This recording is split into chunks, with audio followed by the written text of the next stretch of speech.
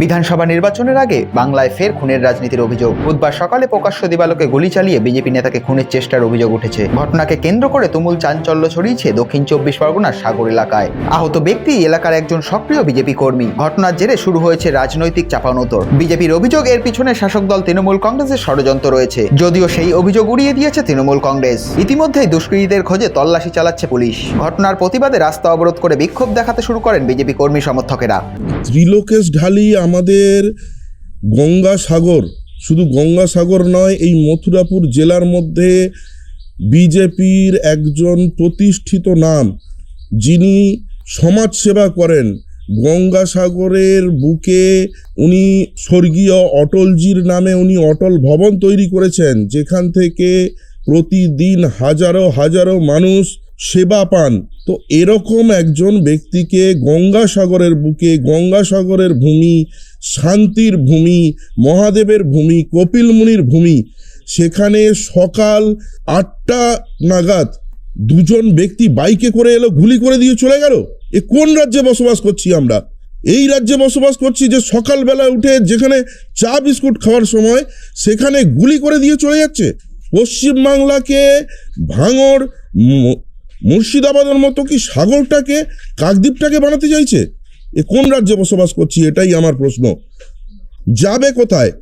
সাগর থেকে যাবে কোথায়? চারিদিকে জল, যাবে কোথায়? এই অপরাধীদের ধরতেই হবে, ধরে উপযুক্ত সাজা দিতে হবে, এটাই আমার দাবি। সকাল সকাল এমন ঘটনায় এলাকায় ব্যাপক চাঞ্চল্য ছড়িয়ে পড়ে। খবর পেয়ে ঘটনাস্থলে পৌঁছায় সাগর উপকূল থানার পুলিশ। কেন এই ঘটনা, কারা এর পেছনে, তা খতিয়ে দেখা হচ্ছে।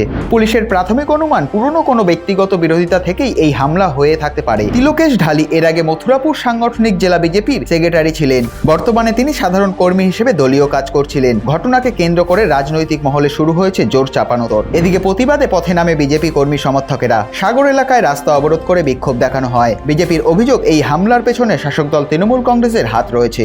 দেখুন, আমরা তো জানি না, আমরা রাজনীতি করি, বিজেপিটাই করি। তো এর কোনো হিংসা কারণ হতে পারে যার কারণে গুলি চালিয়েছে, আর আমি কিছু বলতে পারবো না।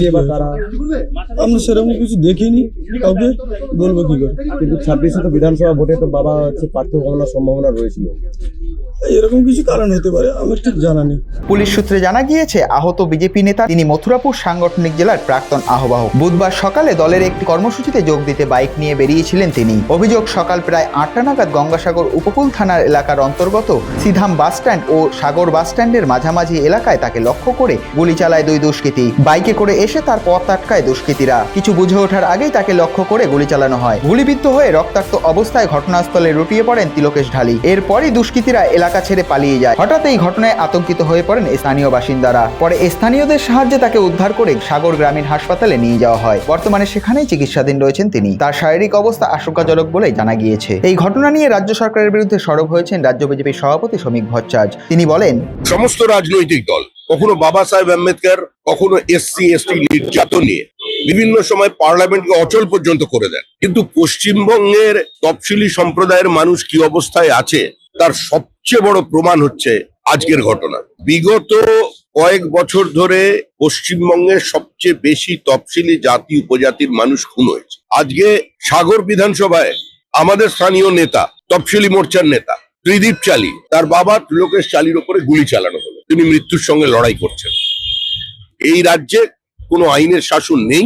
এই রাজ্যে প্রান্তিক মানুষরা প্রতিনিয়ত আক্রান্ত, রক্তাক্ত, হতবিক্ষত। এদিকে এই ঘটনার পরেই স্থানীয় থানার ওসিকে বরখাস্ত করার দাবি তুলেছেন বঙ্গ বিজেপি। তাদের দাবি, কঠোর ব্যবস্থা না নিলে এ ধরনের ঘটনা বন্ধ হবে না। অন্যদিকে আক্রান্তের পরিবারের তরফ থেকেও সরাসরি তৃণমূল কংগ্রেসের বিরুদ্ধে অভিযোগ তোলা হয়েছে। তবে ঘটনার সমস্ত অভিযোগ অস্বীকার করেন স্থানীয় তৃণমূল নেতা তথা মথুরাপুর লোকসভা কেন্দ্রের সাংসদ বাপি হালদার। বলেন, দেখুন, বিজেপি অনেক কথা বলবে, কেন বৃষ্টি হলো সেটাও তৃণমূল কংগ্রেসের দোষ, কেন বৃষ্টি হয়নি তার জন্য তৃণমূল কংগ্রেসের দোষ। যা কিছু হোক না কেন, বিজেপির একটা অভ্যেসে পরিণত হয়েছে যে তৃণমূল কংগ্রেসের নামে দোষারোপ করা। দেখুন, এটা ভালো করে তদন্ত হোক, তদন্ত হলে বুঝতে পারবেন কে বা কারা দোষী। ইতিমধ্যে আমরা পুলিশকে বলেছি এবং একেবারে সর্বোচ্চ স্তরের এখানে তদন্ত করে যে বা যারা দোষী তাদেরকে অ্যারেস্ট করার। দেখবেন এটা বিজেপির গোষ্ঠী কোন্দল, নব্য এবং পুরানো দুয়ের গোষ্ঠী দ্বন্দ্বের মধ্যে আজকের এই ঘটনা ঘটেছে। যে বা যারা দোষী, আমরা চাই যত দ্রুত সম্ভব তাদেরকে অ্যারেস্ট করা হোক এবং দৃষ্টান্তমূলক শাস্তি দেওয়া হোক। আমরা পরিষ্কার বলছি, এই বাংলার বুকে শান্তি যেভাবে বিরাজ করেছে, বিশেষ করে সাগরদ্বীপ মথুরাপুর লোকসভার সর্বত্র যেভাবে শান্তি বিরাজ করেছে, সেখানে এরকম বরদাস্ত কোনোভাবেই করা হবে না। শুধুমাত্র বিজেপিরা নিজেদের গোষ্ঠীকন্দলকে ঢাকতে গিয়ে তৃণমূল কংগ্রেসের নাম করছে, এটা কখনোই মেনে নেওয়া যাবে না। ঘটনার পরই গঙ্গাসাগরের বিভিন্ন এলাকায় উত্তেজনা ছড়িয়ে পড়ে। পরিস্থিতি নিয়ন্ত্রণ রাখতেই এলাকায় মোতায়েন করা হয়েছে পুলিশ বাহিনী। News India.